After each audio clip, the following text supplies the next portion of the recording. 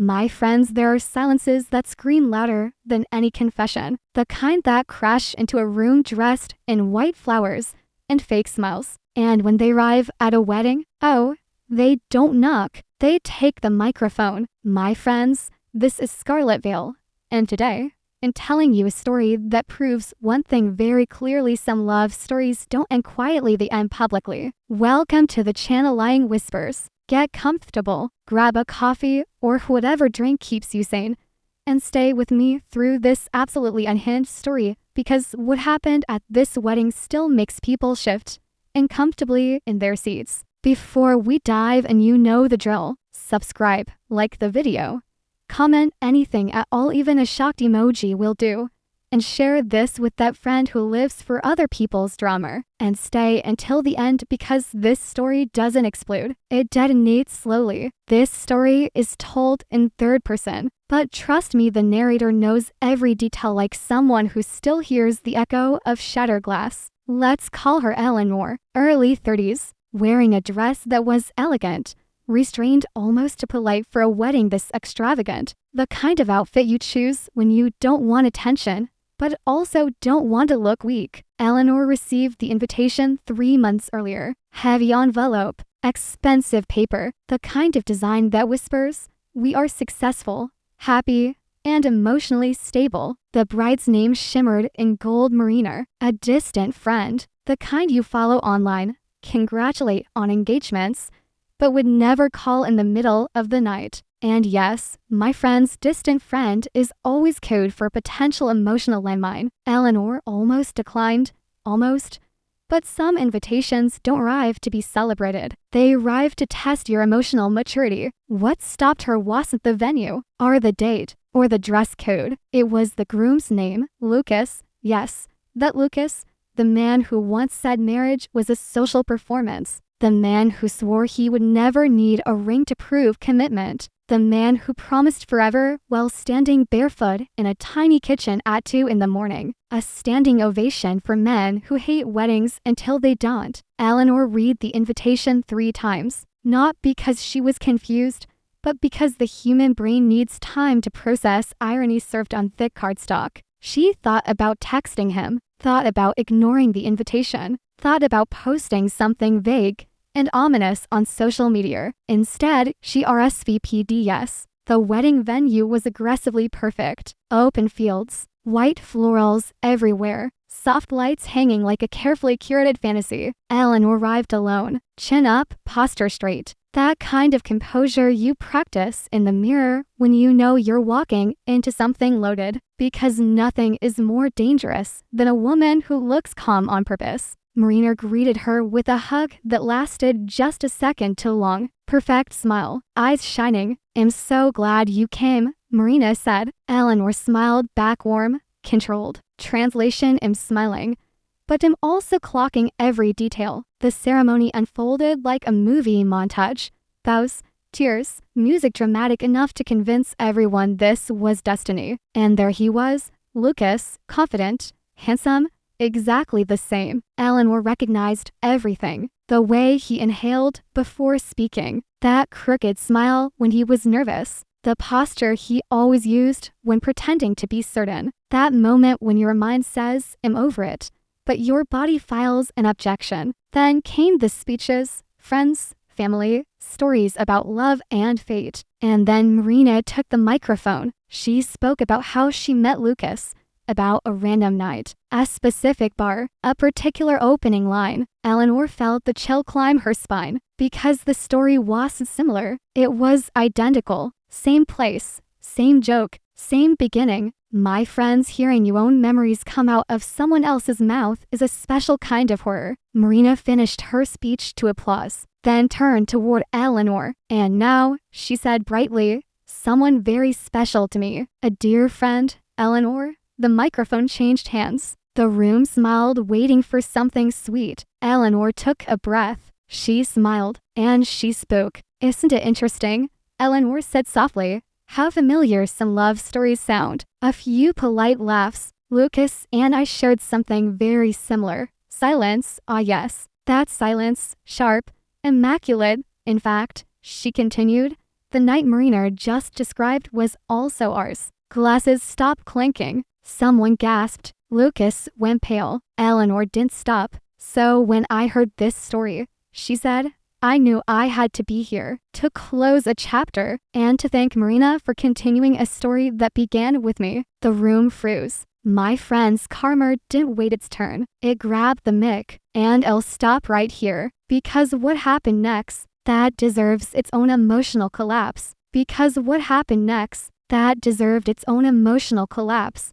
The silence didn't break right away. It stretched, thin, uncomfortable, the kind of silence that makes people suddenly fascinated by their napkins. Marina laughed first, a soft, brittle sound. Well, that's an interesting coincidence, she said. Yes, interesting.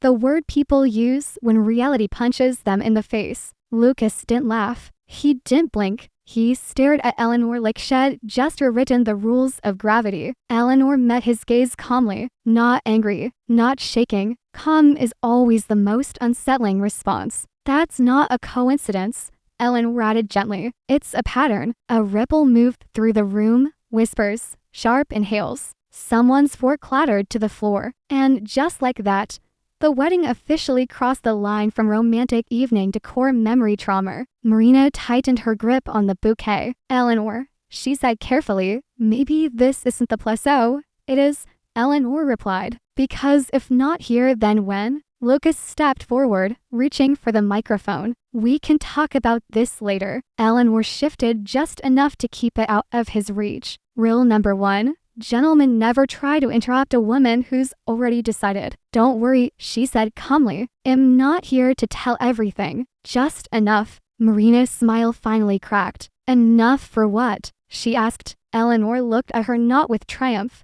not with cruelty, but with something far worse. Pity.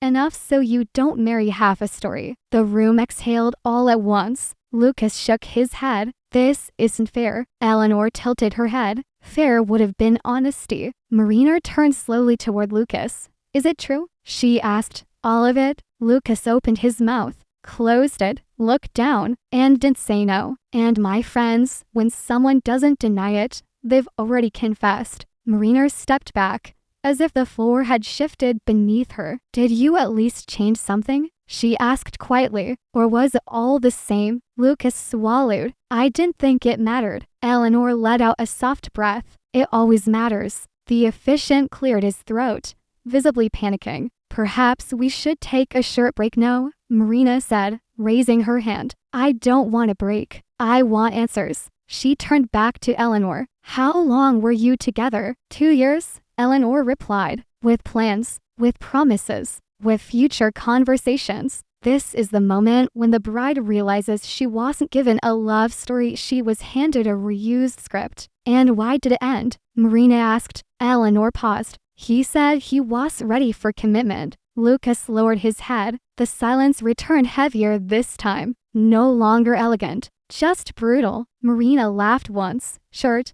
hollow. So what am I? She asked. The upgraded version. No one answered. They didn't need to. That sound you just heard, an ego cracking. Marina slipped the ring off her finger, studied it, placed it gently on a table. No, she said. I'm not marrying a sequel. Lucas reached for her. Marina, please don't, she said. I waited long enough. She turned to Eleanor. Thank you, Marina said, voice trembling. Not for saying it here, but for saying it at all. Eleanor nodded. Take care of yourself. Marina walked out. The room stayed frozen, the cake untouched, the music silent, Lucas alone. And just like that, a wedding became a warning story. Eleanor placed the microphone down, adjusted her back, walked toward the exit. No one stopped her. Outside, the air was cold, clean, honest. She inhaled deeply, didn't smile, didn't cry. She simply kept walking, not in a dramatic, movie-esque way. No tears on cue, no triumphant smile, just footsteps moving forward, because standing still suddenly felt impossible. The night air hit her skin like a reset button. Cold, sharp, real. Eleanor reached the edge of the property before her hands started shaking. Because adrenaline is a liar, it waits until you're safe to tell the truth. She sat on a low stone wall, kicked off her heels, and stared at the grass. That grass had been chosen for photos, for memories, for a future that would now exist only as gossip. Her phone vibrated once, twice, then nonstop. Lucas, again and again and again. She turned the phone face down, not out of cruelty, out of self-preservation. There's a difference. A car pulled up. The driver didn't ask questions, just nodded when she gave the address. As the venue disappeared in the rearview mirror, Eleanor felt something unexpected. Relief. Not joy, not victory, relief. The next morning, the internet had already decided who Eleanor was. A hero, a villain, a bitter ex, a brave woman, a selfish woman. The crowd loves a story, especially when they don't have to live it. There were messages from people she hadn't spoken to in years. I wish I had your courage. That was unnecessary. You saved her. You ruined everything. Eleanor read them quietly while her coffee went cold. Then she put the phone down. Pro tip, my friends, never crowdsource your conscience. Lucas showed up 2 days later. No warning, no suit, no charm. Just him stripped of the version he performed so well. You had no right, he said. Eleanor leaned against the doorframe. I had the truth. That wasn't the place. You chose the place when you chose to lie. Silence. The charming smile didn't appear. It couldn't. Amazing how fast charisma evaporates without control. I love her, he said. Eleanor nodded. That doesn't erase what you did. He had nothing left to say, because excuses only work when someone still wants to believe them. Marina texted later that night. I don't know if I hate you or owe you. Eleanor stared at the screen for a long moment, then replied, you don't owe me anything. Just don't ignore what you saw. A heart reacted to the message. And no, this isn't a story about enemies. It's about clarity. Weeks passed. The scandal faded. The joke slewed. The wedding became a cautionary tale people whispered about at other weddings. Eleanor changed in quieter ways. She stopped over-explaining, stopped softening truths, stopped apologizing for being honest. Because once you speak a hard truth out loud, something inside you aligns. So now I ask you honestly, if the microphone had landed in your hands, would you have spoken? Or would you have toasted, smiled, and carried someone else's lie home with you?